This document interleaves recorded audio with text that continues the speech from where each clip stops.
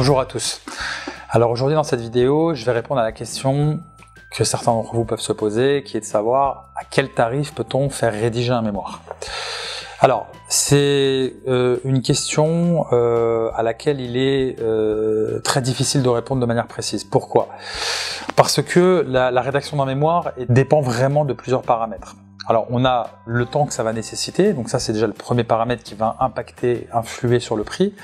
Le deuxième paramètre, ça va être le niveau de qualité qu'on souhaite allouer. Le troisième, ça va être le diplôme que l'on vise. Si on vise par exemple un projet de thèse de doctorat ou une thèse de doctorat, ça va pas être le même niveau d'exigence qu'un mémoire de bachelor ou un mémoire de licence par exemple.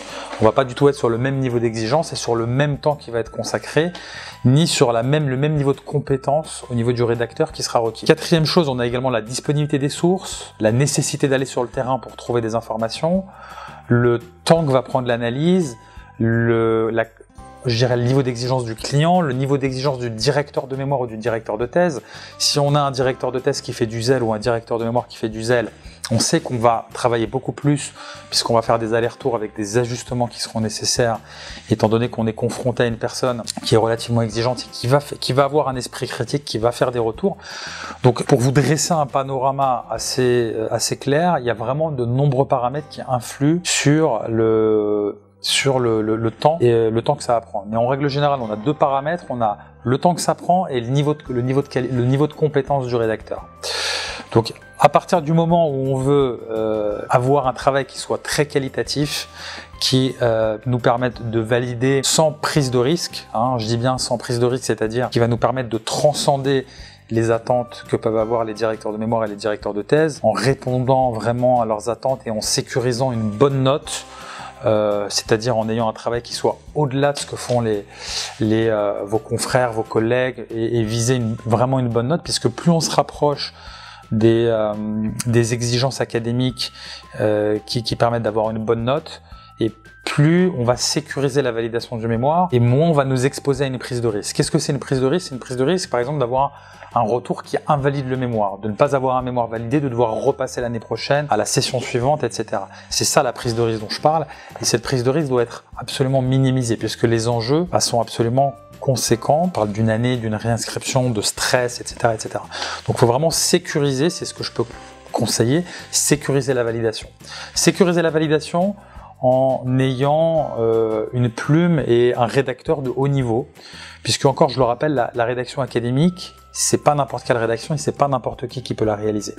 Donc c'est vraiment une rédaction à forte valeur ajoutée qui nécessite de nombreuses recherches en amont, de lecture, de références académiques, etc.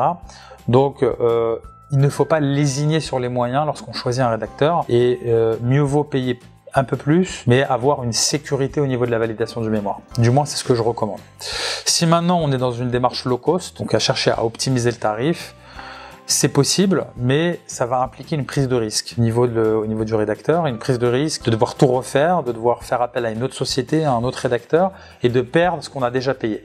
Quand on fait mal, on le fait deux fois. Quand on paye pas cher, on paye deux fois. Et finalement, on peut ne pas être assez riche pour acheter pas cher.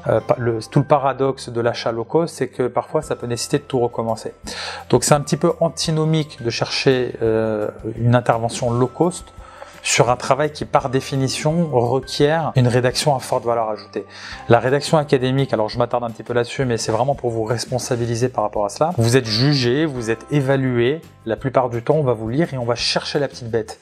On va faire du zèle pour vous critiquer, pour voir ce que vous avez dans le ventre, entre guillemets. Et si vous arrivez, entre guillemets, armé avec un écrit solide, vous n'arrivez pas dans les mêmes dispositions le jour de la soutenance que lorsque vous partez avec un écrit qui est léger, risqué, une plume légère, des sources qui sont douteuses, et une méthodologie académique qui est risquée avec une marge d'erreur qui est élevée, etc. Donc je recommande pas la rédaction low cost puisqu'elle est risquée. Moi je recommande effectivement de mettre tout en œuvre pour que la rédaction soit la plus qualitative possible, pour prendre le moins de risques possible. Si je fais un parallèle par exemple avec une intervention médicale, chirurgicale, vous ne prendrez pas un chirurgien low cost pas cher pour une intervention qui est qui est risquée et dont votre santé relève. Hein. Donc, quand on fait quelque chose qui est important pour vous, il faut vraiment tout faire pour que ce soit le plus qualitatif possible.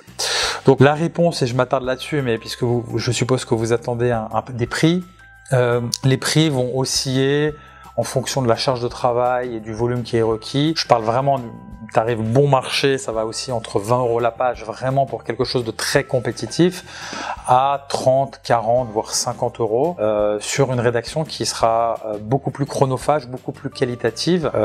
Si je prends un exemple au sein d'Expert Mémoire, par exemple, on a certains rédacteurs qui prennent beaucoup plus de temps pour rédiger, mais qui in fine délivrent un output rédactionnel, une qualité rédactionnelle qui est similaire à ce qu'on peut avoir sur l'ENA ou sur Sciences Po Paris, donc sur des plumes qui sont extrêmement qualitatives, mais qui sécurisent le client, qui permettent d'avoir une sécurité au niveau de la validation de l'écrit et d'être tout simplement serein le jour où on dépose le mémoire.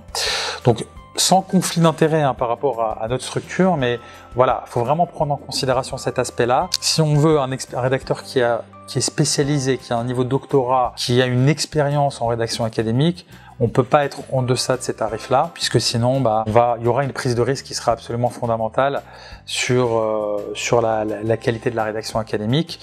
Et mieux vaut payer une fois le prix qu'il faut et être serein, plutôt que de devoir payer une fois, puis après repayer une deuxième fois pour pouvoir tout refaire et être confronté à du stress et à une réécriture.